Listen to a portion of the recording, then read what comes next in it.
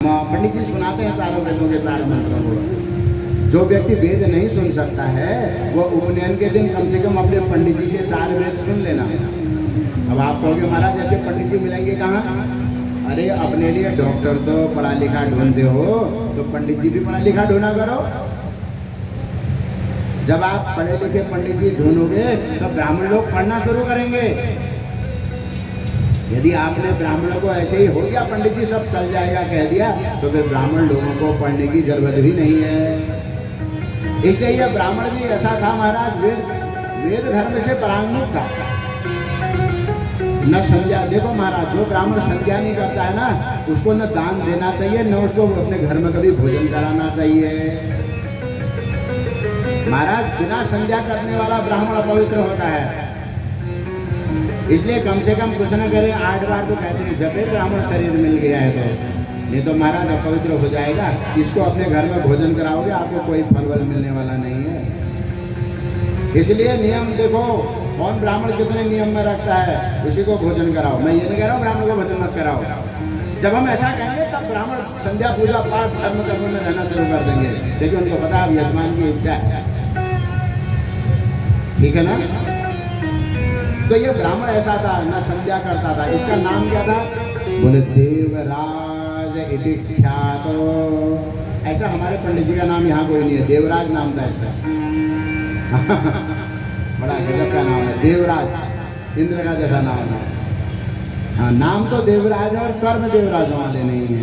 देखो भैया, जीवन में तुम्हारा जो नाम है अपने नाम को भी सार्थक करने का प्रयास करना चाहिए। नाम बड़े होने से नहीं होगा, नाम के गुण हमारे जीवन में होने चाहिए। हाँ, यदि भगवान कृष्ण अर्जुन को गुड़ाकेश कहते हैं तो गुड़ाकेश माने होते हैं जिसके घुंघराले बाल होते हैं तो उसको गुड़ाकेश कहते हैं।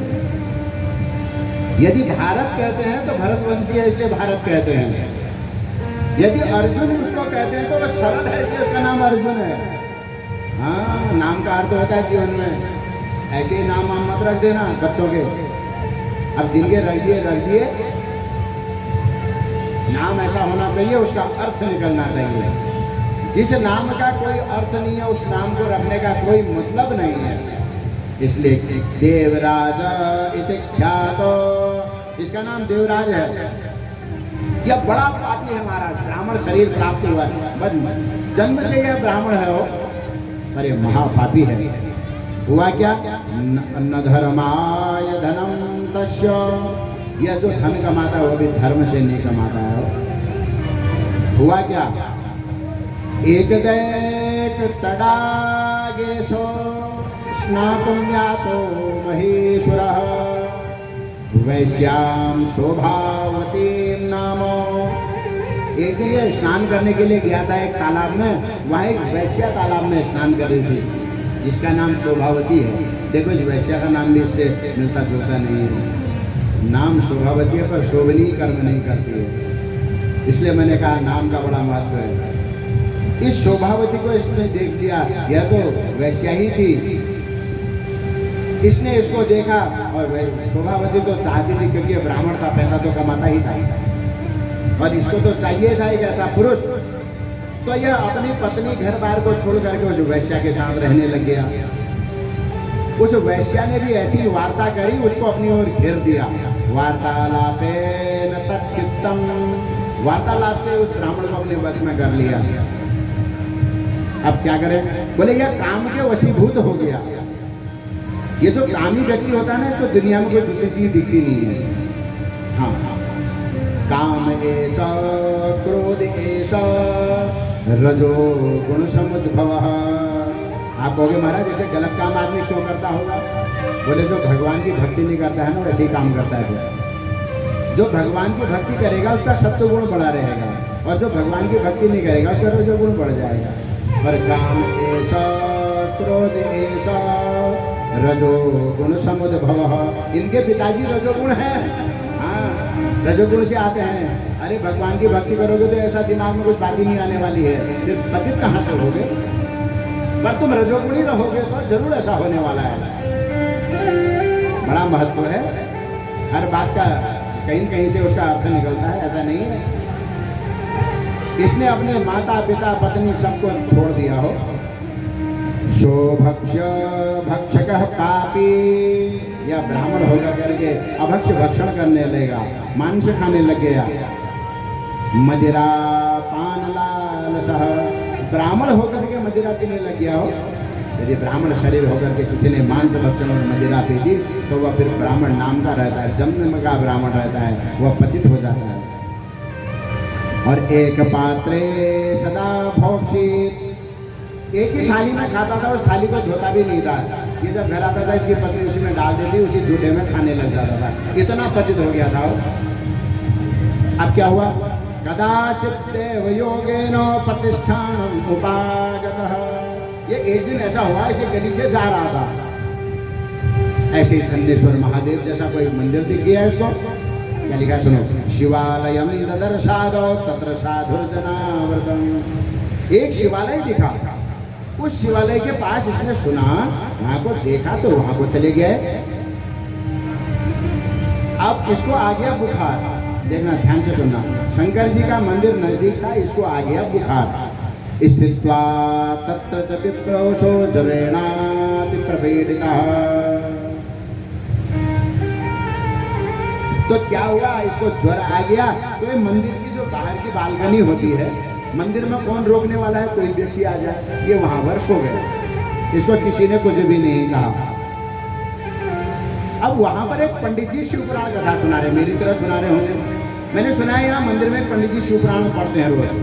कोई पंडित जी पढ़ते हैं क्या? हाँ पढ़ते हैं ना, हाँ हाँ ऐसे ही देखो, तब भी पढ़ते होंगे, अभी भी पढ़ रहे हैं। ये जो शिव मंदिर ब्राह्मण लोग होते हैं, मंदिरों में जो अच्छे ब्राह्मण लोग होते हैं, मंदिरों में कुछ कुछ करते रहते हैं, करना चाहिए। जो पुजारी होता है उसका कर्तव्य होता है मंदिर में कुछ पढ़ते रहना चाहिए। तो वो पढ़ रहे थे तो थोड़ी जोर जोर से पढ़ने लग गए, क्योंकि भगवान की कथा पढ़ने में तो आनंद आने लग गया। इसको बुखार आया था, महापापी था, ये वहां पर सोया हुआ था। पर एक बात बताओ, आप अपना मुंह बंद कर सकते हो, आप अपनी नाक बंद कर सकते हो, अपना कान कैसे बंद करोगे? नाक तो रोक लोगे श्वास, और मुंह भी बंद कर लोगे, नहीं तो लोग बंद करवा देंगे, कान कैसे करोगे? तो इसके कान तो खुले थे ना, अरे कान में खुला था। अरे यहाँ इतने लोग आए हुए हैं, कोई व्यक्ति ऐसा भी हो सकता है, मोहल्ले में होगा नहीं, फिर भी हो सकता है, तो बेचारा आकर के यहाँ कथा में फंस गया होगा, उसको शर्म लग रही होगी, जाऊँ कैसे यहाँ से? अब क्या करे, ब्याह जी जो बोले उसके कान में जा रहा है। इच्छा तो हो रही घर को जाने की, पर मजबूरी है, बगल वाला मित्र है वो जाने नहीं दे रहा है। अब वो कथा जबरदस्ती कान में जा रही थी, तो इसके कान में भगवान की कथा जाते रही। इस देवराज को बुखार आपके जैसा नहीं आया, आप लोगों को तो बुखार 3 दिन 4 दिन में सही हो जाता है, आजकल तो 4 दिन बुखार कहाँ आता है, लोग पहले दिन में ही गोली खा के सही हो जाते हैं। एक बात और बताता हूँ, यदि आपको थोड़ा थोड़ा बुखार आता है ना, तो तुरंत पैरासिटामोल मत खाना। आजकल तो हमारे वो सामने वो अवस्थी जी हो, कहते गुरु जी एक झोले में मैंने दवाई रखी है, मेरे से कहते गुरु जी एक दवाई में मैं दवाई का झोला रखो रहा था मेरे सिराने, और जो समस्या हुई एक गोली खा लेता, एक गोली में खा लेता हूँ। अब ठीक है, उनको परेशानी होती है, कहते मेरा ब्लड प्रेशर बढ़ता है तो मैं एक गोली खा लेता हूँ। अब युग ही इस टाइप का आ गया है, रोग वाला युग, क्योंकि हम रोग खा रहे हैं तो रोगी तो होना ही है। तो सज्जनों, हम लोग भी क्या करते हैं, हमको कभी कभी थोड़ा बुखार आ जाता है तो हम लोग तुरंत पैरासिटामोल खा लेते हैं। अरे एक दिन रुक जाओ, आज आया है बेचारे को रहने दो, तुरंत लाओ जल्दी लाओ, कहाँ है पैरासिटामोल? अब मंदना वालों को तो कोई समस्या ही नहीं है, क्योंकि यहाँ पर पप्पू भैया का मेडिकल स्टोर है, और भी भैया लोग हैं, मैं उनका नाम नहीं जानता हूँ, हमारी गली जहाँ हम रहते हैं यहाँ भी हैं, यहाँ पर हमारे पप्पू जी का मेडिकल स्टोर है, पप्पू वाजपेयी जी का, उनको हम जानते हैं, हम उनका नाम लेते हैं। माने मेडिकल है, तुरंत गए साहब एक गोली खा ली। अरे नहीं नहीं, इतनी जल्दी नहीं खाना चाहिए, बहुत जल्दी दवाई खानी नहीं चाहिए। आजकल तो हम लोगों की ऐसी आदत पड़ गई, हम रोटी कम गोली ज्यादा खाते हैं, है ना। पर कुछ लोग ऐसे होते हैं जिनके लिए एकदम गोली नहीं खानी चाहिए। अरे बुखार एक दिन के बुखार से नहीं होता है, 3 दिन के बाद ही तो बुखार को दिखाना चाहिए, पर लोग एक ही दिन में गोली खा लेते हैं। मेरे से डॉक्टर साहब ने कहा, पंडित जी बुखार जो होता है शरीर को रीसेट करने के लिए आता है। सर मैंने सुना, मैं डॉक्टर नहीं हुआ, आपको बात प्रामाणिक हो ना हो मैं नहीं जानता। डॉक्टर साहब ने कहा बुखार होना भी जरूरी है, पर बुखार यदि ज़्यादा होता है तो तब डॉक्टर को दिखाना चाहिए। 1-2 दिन में डॉक्टर को बुखार दिखाने की जरूरत है। और जो अच्छे डॉक्टर होते हैं बोलते घर जाओ, कुछ नहीं करना, अभी कुछ मत करो, सब ठीक हो जाएगा। पर एक गलती हम लोग बुखार आए में करते हैं, भोजन कर देते हैं। बुखार आए में खाना नहीं खाना चाहिए, पता है आप लोगों को ये बात। खूब पानी पियो, अरे घबराओ मत, तुमने इतना पहले खा रखा, तुम्हारे शरीर में भरा पड़ा है, कुछ कम होने वाला नहीं है। गुरुजी मैं मर जाऊंगा, मेरा क्या होगा? अरे नहीं मरोगे, घबराओ मत। 70 दिन तक आदमी पानी पी के जिंदा रह सकता है। इसलिए बुखार आ गया तो खूब रोटी मत खाओ। आदमी को बुखार आए रहता है, कोई काम नहीं कर पाता हो, पर रोटी पूरी खाता है। हाँ, उसके लिए बुखार कुछ समय बुखार सही हो जाता है। पैरासीटामोल पहले दो कहता 2 घंटा, क्यों? बोले खाते समय थोड़ा कम रहेगा तो रोटियों की खबर नहीं होगा मैं। तो यदि तुम्हें बुखार आता है तो तुम थोड़ा जलपान ज्यादा करो। ऐसा मुझे एक आयुर्वेदिक डॉक्टर साहब ने काशी में बोला।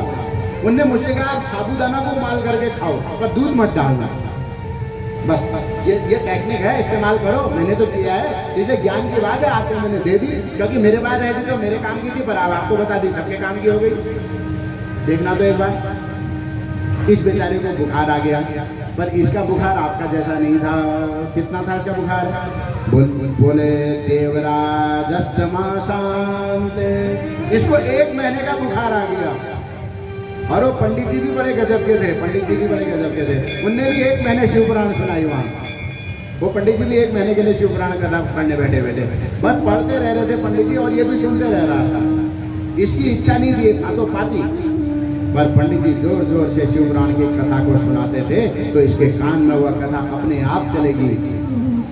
न चाहते हुए इसके कान में वो भगवान की कथा चले गई। अब महाराज ये पापी तो था, इसका मरण नजदीक आ गया। इसका मरण नजदीक आ गया तो यमराज के दूत आ गए। बद्धो यम फटे पास नीतो यमपुरै बला। जैसे यमराज के दूत इसको ले जाने के लिए आए, उतने बीच में दौड़ा दौड़ शंकर जी के दूत आ गए। उन्होंने कहा रोको रोको, छोड़ो इसको, कहाँ ले जा रहे हो? अरे उन्होंने कहा ये तो पापी है, इसको हम यमलोक ले जा रहे हैं। शंकर जी के दूतों ने कहा ये पापी नहीं है, पुण्यात्मा है। बोले पुण्यात्मा कैसे हो गया है? इसने तो जीवन भर पाप किए हैं। बोले भले ही इसने जीवन भर पाप किए हैं, पर मंदिर के कोने में जब 1 महीना पड़ा था, पंडित जी ने जो शिवपुराण की कथा सुनाई, इसके कान में चले गए। बोले इसने सुनी थोड़ा। अरे बोले सुनना न सुनना से क्या फर्क पड़ता है? बोले अमृत गलती से भी मुंह में चले जाएगा, अमर तो होना ही है ना। अरे कोई आदमी चुपचाप सोया हो, उसका मुंह खोल के उसके मुंह में मिर्च डाल दो, उसी समय उठ जाएगा, मिर्च तो लगेगी ना उसको। अरे खाएगा तब भी मिर्च लगेगी, नहीं खाएगा तब भी मिर्च लगेगी। मिर्च का तो स्वभाव लगना कड़वा। ऐसे ही बोले भगवान की कथा इसने भले ही ना सुने हो, पर इसके कान में तो चलेगी ना, इसने सुन लिया। बोले अब भागवान का भक्त हो गया। और ऐसा जब उन्होंने कहा तो शंकर जी के जो भक्त हैं कैसे हैं वो? भस्म भाषित सर्वांगा। देखना एक बात सुन लो, शंकर जी के भक्त की विशेषता होती है, उसके पूरे शरीर में भस्म लगा रहता है, ललाट में, हाथों में, इधर उधर। यदि आप अपने को शंकर जी का भस्म भक्त कहते हो तो आपके ललाट में भस्म लगे रहनी चाहिए हमेशा, तब आप शंकर जी के भक्त कहलाओगे। इसलिए ऐसे शंकर जी के भक्त आए जिनने रुद्राक्ष धारण कर रखी है, भस्म धारण कर रखा है, और इसको शिवलोका समागत्य वृद्धा यमपुरी ययुः। वहां यमराज के पास गए, यमराज के दूत। यमराज ने कहा जो भगवान के दूत होते हैं, भगवान के भक्त होते हैं ना, उनको तुमने यमपुरी नहीं लाना है। क्यों? बोले जिनने शिव कथा सुन ली वो शंकर जी के भक्त हैं। तदा यमपुरी मध्य महाकोलाहलो भवत्। यमराज के पुर में बड़ा कोलाहल हो गया। आज एक पापी को शंकर जी के भक्त ले गए, यमराज से मिले। यमराज ने पूछा, उन्होंने कहा नहीं, उसने भगवान की कथा सुनी है, अब वो भगवान का भक्त बन गया है। जो भगवान का भक्त भगवान का नाम गलती से भी ले लेता है ना, वह पवित्र हो जाता है। नाम मंत्र जो जपत महेशु, नाम मंत्र जो जपत महेशु,